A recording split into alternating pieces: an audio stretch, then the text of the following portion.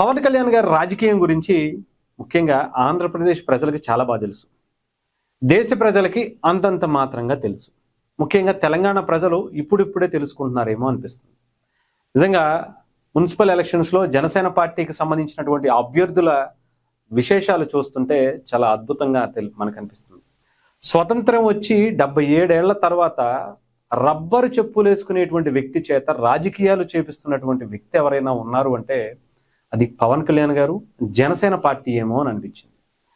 ఆంధ్రప్రదేశ్లో ఈరోజు ఆయన కూటమితో భాగం పంచుకుని అధికారంలో ఉన్న డిప్యూటీ సీఎంగా అనేక శాఖలకు సంబంధించిన మంత్రిగా ఉన్న అక్కడ అద్భుతమైనటువంటి పరిపాలన అందిస్తున్న తెలంగాణకి సంబంధించి ఇక్కడ ఉండేటువంటి రాజకీయాల్లో మాత్రం ఆయన ఫుల్ ఫ్లెడ్జ్డ్గా చెప్పాలంటే డైరెక్ట్గా ఇప్పుడు జనసేన పార్టీ ఇప్పుడు ఏదైతే మున్సిపల్ ఎలక్షన్స్లో పోటీ చేస్తుందో ఎక్కడా కూడా పవన్ కళ్యాణ్ గారు ఒక వీడియో సందేశం కానీ కనీసం ఆయన వచ్చి ఒక మీటింగ్ కానీ ఏర్పాటు చేసుకుందే లేదు.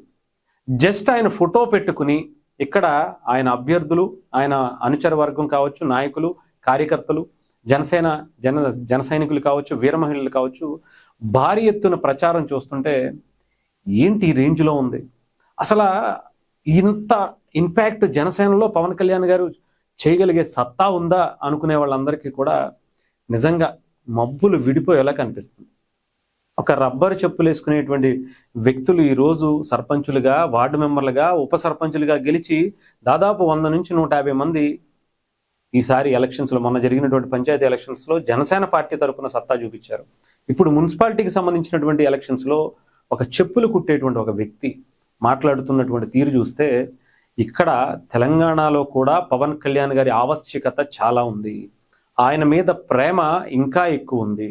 అలాంటి భావాలు కలిగినటువంటి వ్యక్తులు తెలంగాణకి సంబంధించినటువంటి రాజకీయాల్లో కూడా ఉండాలి, రావాలి అని ఇక్కడ ప్రజలు కోరుకుంటున్నట్టుగా ఈసారి ఇక్కడ ఉన్నటువంటి అభ్యర్థుల్ని, ఇక్కడ ఉండేటువంటి ఈ ప్రచారం జరుగుతున్నటువంటి తీరును చూస్తుంటే చాలా మందికి ఆశ్చర్యం కలుగుతుంది, చాలా మందికి భయం కూడా కలుగుతుంది. ఇక్కడ ఉండేటువంటి అధికార పార్టీ కావచ్చు, ప్రతిపక్ష పార్టీలుగా ఉండేటువంటి పార్టీలు కావచ్చు, ఇద్దరికి కూడా కంటి మీద కునుకు లేకుండా జనసేన పార్టీ వెళుతున్నటువంటి తీరు చూస్తుంటే, ప్రచారంలో ఆ పార్టీకి వస్తున్నటువంటి ప్రజాదరణ చూస్తుంటే నిజంగా చుక్కలు కనిపించడం మానదనిపించింది. నిజంగా అక్కడ ఉండేటువంటి ఒక చెప్పులు కుట్టేటువంటి వ్యక్తి మాటలు వింటే పవన్ కళ్యాణ్ గారు రాజకీయంగా వచ్చి ఏం సాధించారు అనే వాళ్ళకి ఆయన మాటలే ఆయన సాధించుకున్నటువంటి విజయానికి సూచికగా మనం చూడొచ్చు. ఆంధ్రప్రదేశ్లో ఆయన రాజకీయంగా వచ్చి ఎలాంటి మార్పు తీసుకొచ్చారో, ఎలాంటి అద్భుతమైనటువంటి రోడ్లు లేదంటే ఇంకొకటో ఆయన వేస్తున్నారో మనం చేస్తున్నటువంటి కార్యక్రమాలు మనకు కనిపిస్తున్నాయి. కానీ తెలంగాణ ప్రజల్లో ఎక్కడో అట్టడుగు ఉండేటువంటి సామాజిక వర్గాల్లో కూడా పవన్ కళ్యాణ్ గారి ఐడియాలజీ వాళ్ళకు కూడా నచ్చుతుంది.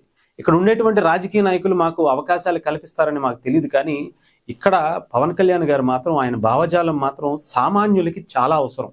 అందుకే అలంపూర్లో ఒక వార్డుకి నేను కార్పొరేటర్గా, కౌన్సిలర్గా నేను పోటీ చేయడానికి నిర్ణయించుకున్నా. నేను చెప్పులు కుట్టుకుంటూనే నా రాజకీయ ప్రస్తావన జనసేన పార్టీతో మొదలు పెడతా.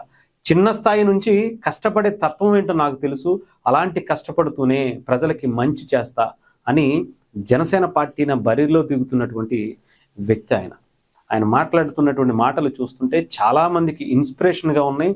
పవన్ కళ్యాణ్ గారు అయితే నాకు తెలిసి చాలా హ్యాపీగా ఫీల్ అవుతారు. ఇలాంటి వ్యక్తుల గురించి కదా నేను పార్టీ పెట్టింది, ఇలాంటి వ్యక్తులు కదా రాజకీయ నాయకులుగా కావాల్సింది. చట్టసభల్లో ఇలాంటి ఆలోచనలు కలిగినటువంటి వ్యక్తులు శక్తులుగా మారి సమాజంలో ఉంటే ఎంత అద్భుతమైనటువంటి పరిపాలన అందించవచ్చో ఈసారి నాకు తెలిసి తెలంగాణ కూడా రుచి చూడబోతుంది. అందులో ఎటువంటి సందేహం లేదేమో అనిపిస్తుంది. డెఫినెట్గా తెలంగాణలో మున్సిపల్ ఎలక్షన్స్లకు సంబంధించి అటు ఖమ్మం నుంచి అటు మహబూబ్ నగర్ వరకు కూడా, ఇటు ఆదిలాబాద్ నుంచి ఇటు నల్గొండ డిస్టిక్ వరకు కూడా అన్ని వైపుల నుంచి జనసేన పార్టీ భారీ ఎత్తున ఎలక్షన్స్లో బరిలో దిగింది. మున్సిపల్ ఎలక్షన్స్లో నిజంగా ఆ ఇంపాక్ట్ చూస్తుంటే నేనే తక్కువ అంచనా వేశాను. ఒక రేంజ్లో కనిపిస్తుంది. నిజంగా ఏదో చేస్తున్నారులే వాళ్ళు, ఏదో కష్టపడుతున్నారులే, వాళ్ళ ప్రయత్నం వాళ్ళు చేస్తున్నారులే అనుకున్నాను. కానీ ఇంత భారీ ఎత్తున ప్రజల్లోంచి కూడా ఇంత ఆదరణ వస్తుంది అని నేనైతే ఎక్స్పెక్ట్ చేయాల.